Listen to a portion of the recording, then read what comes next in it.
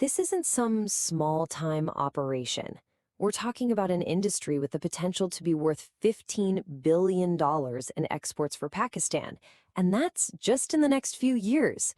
That is a massive number that signals a huge shift in how and where our electronics are made. Because here's the new reality. World-class smartphones for some of the biggest brands you definitely know are now being built with incredible precision in Pakistan. And we're not talking about knockoffs here. No, these are the real deal, built to tough international standards and ready to be shipped anywhere on the planet. Okay, so let's get into it. To really understand how this is all happening, we're going to take a tour of the Airlink manufacturing facility. We'll see how raw materials become the phone in your hand, how they survive a brutal quality control gauntlet, and how people and AI are working together. And then we'll talk about what this all means for Pakistan's tech pride. First up, the new reality of Made in Pakistan. This isn't just a sticker on a box. It's a powerful statement about flipping old perceptions on their head and showing the world what's possible. You know, for the longest time, manufacturing in this part of the world might have been seen as just, basic assembly, putting parts together. But that idea is completely out of date. The new reality is that these factories are running at the absolute highest international standards, making phones with a quality that is, and I'm quoting here, not less than China, and are totally ready for the global market. The story of a smartphone begins way before the first screw is even turned. It all kicks off with this mind-boggling logistical operation centered on thousands and thousands of tiny, precise components. Just think about the phone in your pocket for a second. It feels like one solid thing, right?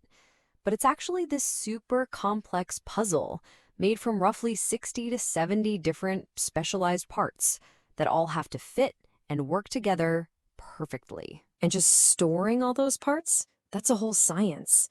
The factory has 4 gigantic raw material warehouses. Everything is tracked by software to make sure it's all accurate, with specific carts for every single component. And then you have the batteries, well, they get the VIP treatment. They're kept in their own separate temperature-controlled room, held at a constant 17 degrees Celsius. That's for safety, but also to make sure they perform at their best. Now, before a single one of those 70 parts gets anywhere near the assembly line, it has to survive what you can only describe as a brutal quality gauntlet. This is where things get really intense. Okay, so their whole quality strategy really boils down to 2 main pillars. First is what they call incoming quality control, or IQC.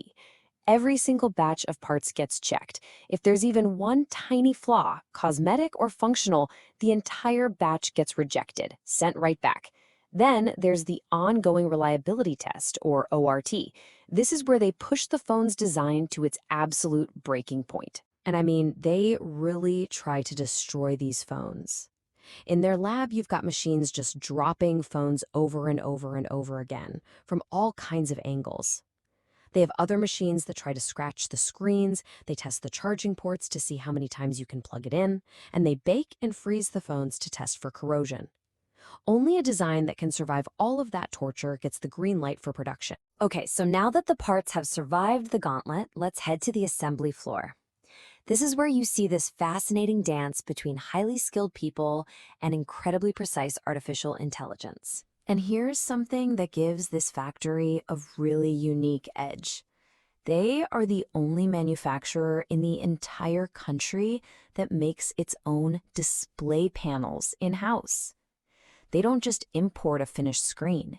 They actually build the touch panel and the frame right there.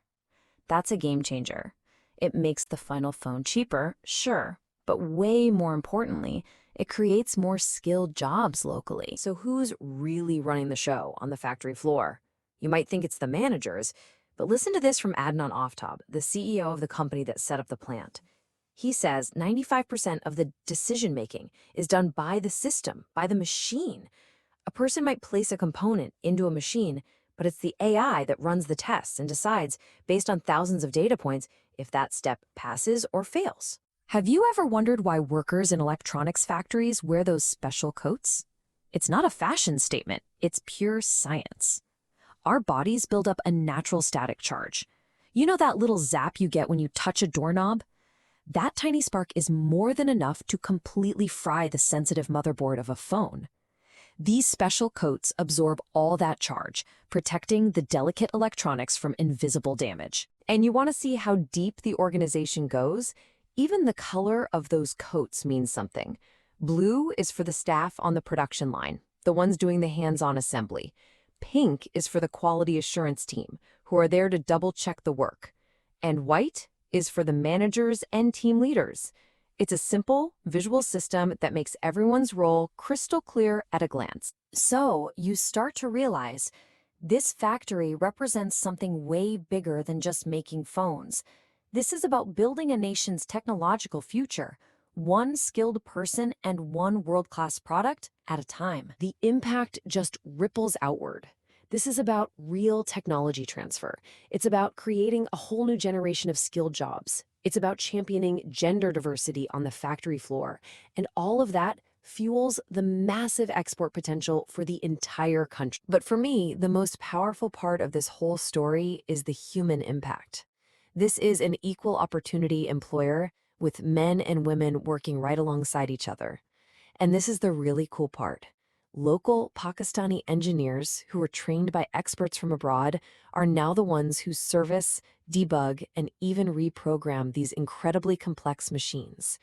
It's a deliberate move toward real technological self-reliance. So the message from the factory floor, from the boardroom, and from the finished phone itself couldn't be clearer. Made in Pakistan isn't some ambition for the future. It's a mark of quality and innovation right now. They're ready for the world. And that leaves us with a big question to chew on, doesn't it? This story shows that it's about so much more than just cheap labor. It's about a deep investment in quality, embracing automation, and upskilling your own people. So as technology keeps spreading out, you have to ask yourself, what does it truly take for a country to become the world's next high-tech hub?